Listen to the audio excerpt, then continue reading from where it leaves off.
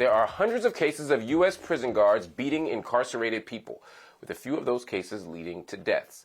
Yet most of those guards who did the beating kept their jobs. An investigation by the Marshall Project found that when New York State officials tried to fire guards, the state failed 90% of the time. 90%! According to records dating back to 2010, the New York State Department of Corrections and Community Supervision tried to fire officers or supervisors in more than 290 cases, but only 28 officers were actually let go. Joining me now is Joseph Neff, one of the members of the Marshall Project, who conducted this investigation. Joe, thank you so much for joining me. The investigation found officers covered up mistreatment or physically abused incarcerated people. First, let's break down what we mean when we say mistreatment, what we mean when we say abuse. What are we talking about here?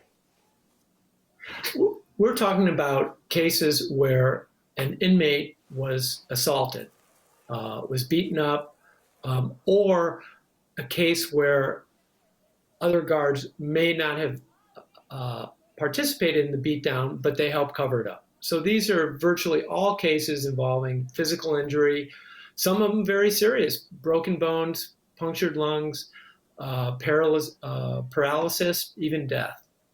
I mean, none of it is acceptable. But sometimes you hear of cases where someone gets pushed or shoved, where someone gets slapped or beaten, and they should be completely held accountable for that when they do that to incarcerated people. But we're talking about some extreme stuff here. What are some of the worst cases of abuse you uncovered?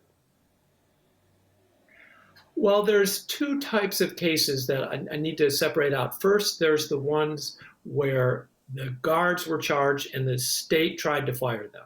And many of these were very serious. Group beatdowns, like I said, broken ribs, broken legs, etc. Bruises, cracked orbital bones around your eye. And like you said, only 10% of those people that the department deemed that these officers were a danger to the facility, only 10% of the time were they fired. There's a whole nother category of injuries.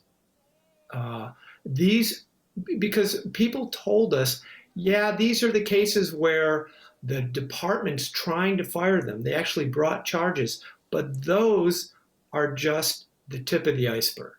We went and looked at all the times that a prisoner, an incarcerated person, or their family sued and alleged that they were beaten and hurt.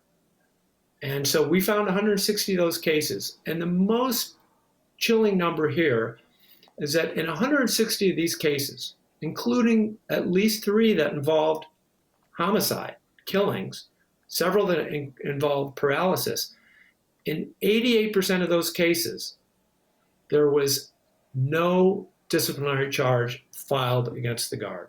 Killed. How does somebody justify this? How does the state justify this? Well, the state really didn't answer our questions about this.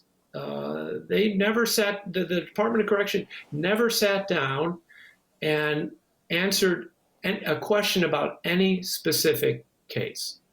So we don't know. We tried to get the governor to talk. We have a statement from her.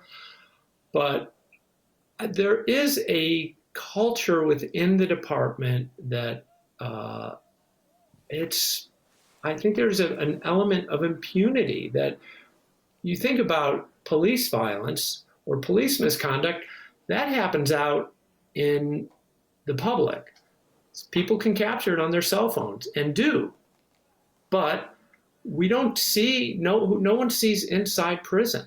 They're behind barbed wire and walls. And so I think that it's when things aren't transparent to the public, bad things can happen. And we also don't begin from the same premise, right? I mean, as much as people defend the police and give the police the benefit of the doubt, there's also still a general acceptance that people don't deserve to be harmed by police. Whereas when it comes to incarcerated folk, people say, well, if you're in prison, you must have done something bad. You're already a bad guy. And if you're already deemed a bad guy, it's much easier to accept that bad things are going to happen to you. And so because of how we collectively understand incarcerated folk, I think it makes it easier for people to just be indifferent, if not even encouraging of certain forms of violence against incarcerated people.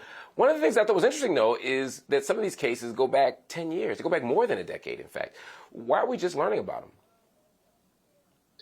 Well, for a long time, this information about the discipline of correctional officers was secret by law.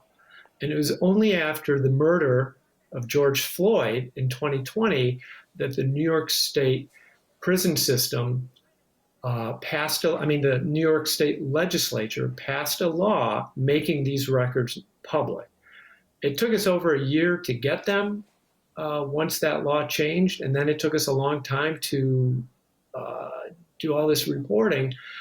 But so now finally, because of change in the law, these records are out there. And so we wanted to go back and look at a long, just not 1 or 2 years. We went back to 2010 and basically have about 12 years of records.